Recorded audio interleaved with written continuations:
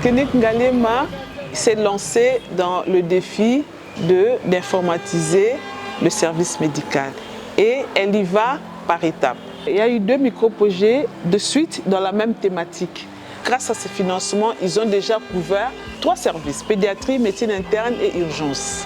Ils ont eu à concevoir leur logiciel propre interne à l'hôpital et il manquait du matériel informatique.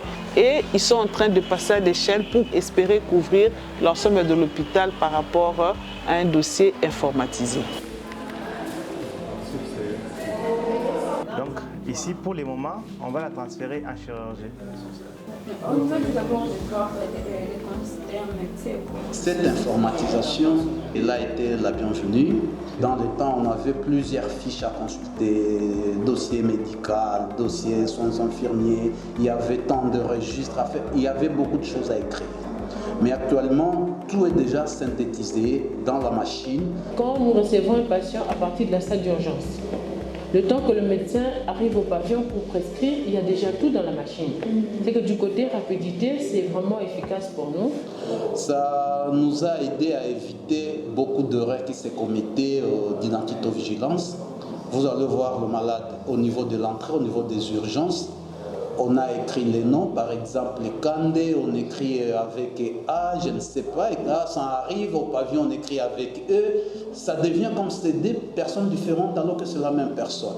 Mais depuis qu'on a informatisé les choses, donc de la même manière qu'on a écrit les noms, on nous envoie et en fait ça nous a aidé en bref d'éviter les erreurs d'identitovigilance, mais également les erreurs dans l'administration des produits ou de médicaments.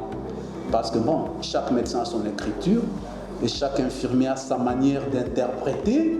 Ici, dans le dossier médical, vous avez l'évolution médicale, là où les médecins évoluent chaque jour. Quand ils font le tour, ils voient les malades, ils mettent les instructions. Maintenant, les infirmières vont voir les instructions telles qu'ici qu'on a mis. Et il y a le traitement qu'on a planifié là-bas.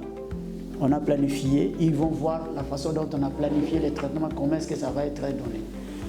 Même quand il y a modification d'un traitement, à partir de la machine, c'est-à-dire le médecin, il est dans la chambre, comme vous étiez avec le médecin, il change, il modifie, soit il stoppe les médicaments. Au bureau, directement, il y a l'infirmier qui est là, qui planifie, qui a déjà le médicament modifié. Personnellement, je demanderais que ce système soit élargi dans tout l'hôpital et ça me faciliterait la tâche.